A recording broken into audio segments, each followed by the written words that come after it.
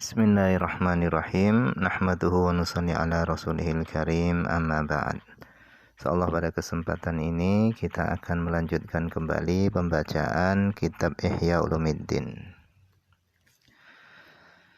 Kita telah sampai kepada perkataan wa amma tafahumu, adapun tafahum, yaitu berusaha memahami bacaan-bacaan Al-Quran yang ada di dalam sholat dan memahami zikir-zikir yang dibaca di dalam sholat.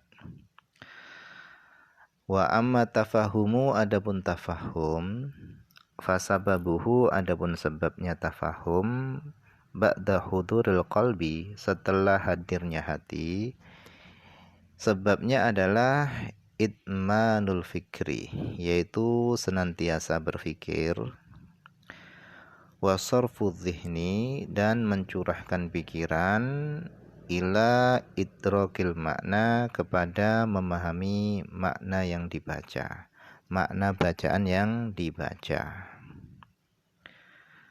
Wa ilajuhu, dan adapun cara menanganinya, menangani tafahum, itu adalah sesuatu, huwa, yang adapun sesuatu itu ilaju ihdaril qalbi, yaitu sebagaimana cara menangani hadirnya hati, ma'al iqbal, bersama fokus menghadap, alal fikri, atas berfikir, watasyammuri, dan semangat, litaf'il khawatir asyaghilah, yaitu semangat untuk menolak lintasan-lintasan hati asyaghilati, yang menyibukkan. Jadi cara mendapatkan tafahum itu sebagaimana caranya mendapatkan hadirnya hati, ditambah senantiasa berfikir, fokus untuk berfikir, dan berusaha menghilangkan lintasan-lintasan hati yang menyibukkan di dalam sholat. Jadi sebelum sholat itu hendaknya kita hilangkan dulu pikiran-pikiran yang bisa mengganggu di dalam sholat. Kita tuntaskan dulu perkara-perkara tadi. Contoh, kita sedang lapar misalnya, dan kalau kita tidak makan, maka kita bisa kepikiran. Maka hendaknya kita makan dulu. Karena kalau kita makan, dalam sholat dalam kondisi lapar, maka nanti akhirnya lapar tadi bisa mengganggu hadirnya hati di dalam sholat, dan akan sulit untuk kita memahami bacaan yang ada di dalam sholat.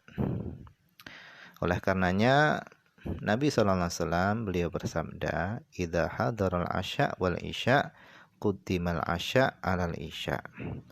Nabi beliau bersabda, apabila makan malam itu telah siap dan sholat isya itu telah masuk waktunya, maka hendaknya dahulukanlah makan malam daripada sholat isya.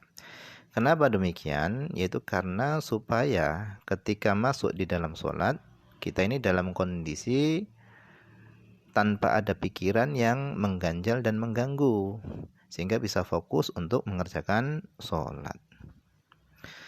Kemudian misalnya ketika kita merasa mau buang air, baik itu buang air kecil ataupun buang air besar, maka hendaknya kita tuntaskan dulu, supaya ketika kita masuk ke dalam sholat, maka kita nggak ada lagi pikiran yang mengganggu.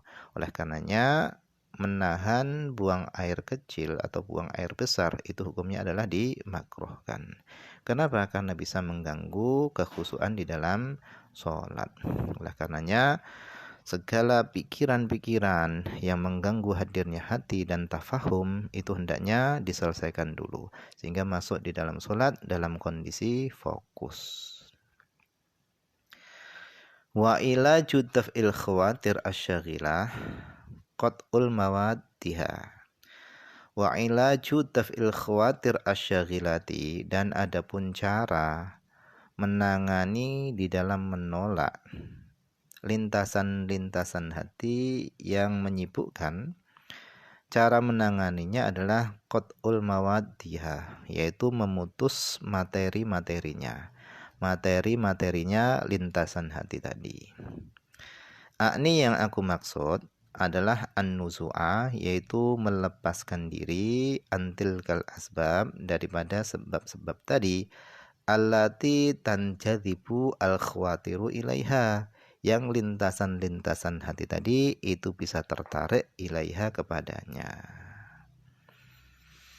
Wa ma lam tanqati tilkal mawadu, dan selama belum terputus apa tilkal mawadu, yaitu materi-materi tadi. Selama materi-materi tadi itu belum terputus, maka latan sorifu anhal khawatir, maka tidak akan berpaling darinya al khawatir, lintasan-lintasan hati tadi. Faman ahabba syai'an, maka siapa yang mencintai sesuatu, aktsara dzikrahu, maka dia akan memperbanyak dzikrahu, mencintai yang dia cintai tadi.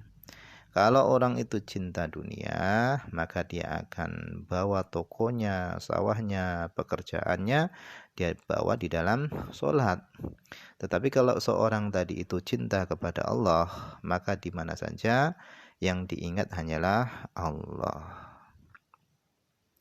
Fadzikrul mahbub, adapun mengingat yang dicintai, itu yahjumu, itu akan menyerang alal qalbi, atas hati, bidorurah, secara pasti. Jadi mengingat yang dicintai itu akan merasuk, akan menyerang di dalam hati, bidorurah, secara pasti.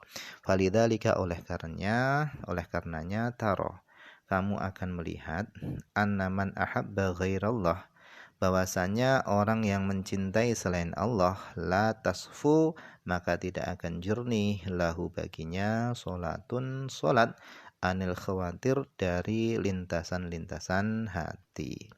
Jadi orang yang cinta kepada selain Allah, maka solatnya itu akan diliputi dengan lintasan-lintasan hati dan pikirannya yang akan mengganggunya di dalam solat. Berbeda dengan solatnya orang-orang yang cinta kepada Allah, sebagaimana Rasulullah SAW, beliau bersabda, ju'ilat qurratu ain fis shalah, dijadikan sejuk pandangan mataku di dalam solat. Nah, inilah contoh solatnya orang-orang yang cinta kepada Allah. Nah, mungkin ini saja yang bisa dibaca pada kesempatan ini. Semoga ada manfaatnya.